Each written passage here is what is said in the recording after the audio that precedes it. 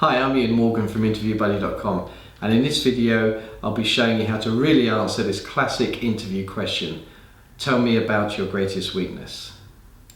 Now, there are 3 points about this question that I want to make at the start. The first one is it's a very common interview question, so you have to expect this one to come along at your interview. The second point is it's a very tricky interview question because we're being asked to talk about one of our weaknesses, which is obviously something that we don't naturally like to discuss. And you have to be very careful not to rule yourself out of the role by admitting to a weakness which is so fundamental that it would stop you being able to do the job.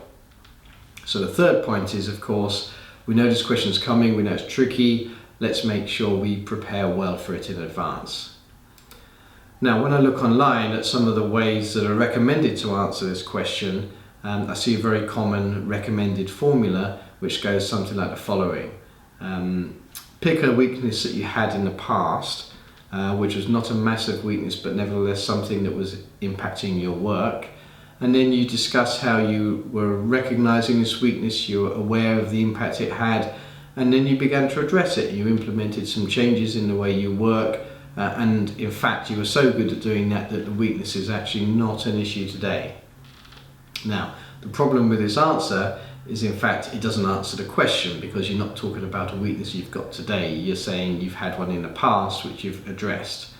So I don't think it's a very honest answer, and it doesn't really score well in an interview to not answer the question. So instead, we're going to do something different. We're going to admit to a weakness, because I think weaknesses are actually fine. No one's perfect. Your interviewer's not perfect. People who already work for him are not perfect. So I think we can be relaxed about admitting to a weakness that we have today.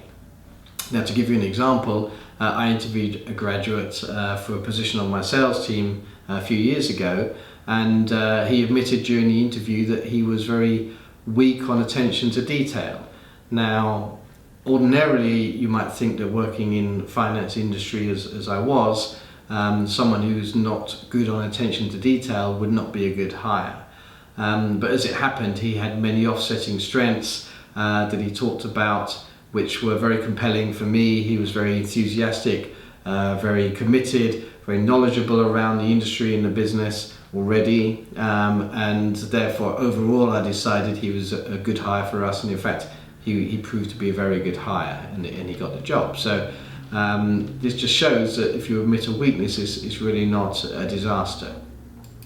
So in terms of our formula for answering this question, this is how we go about it. First of all, we admit to a weakness that we've got today, and we can discuss that. We secondly say how we're aware of it and the impact it is having on our work. But we lastly talk about some strengths that we have which are certainly offsetting or allow you to ensure that the weakness is not going to have an impact on your work.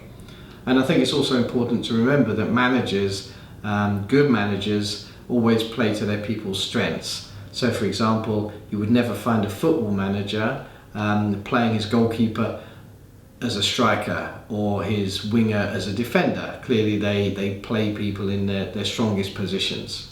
So again, it's not critical to admit to a weakness because our managers want to play to our strengths.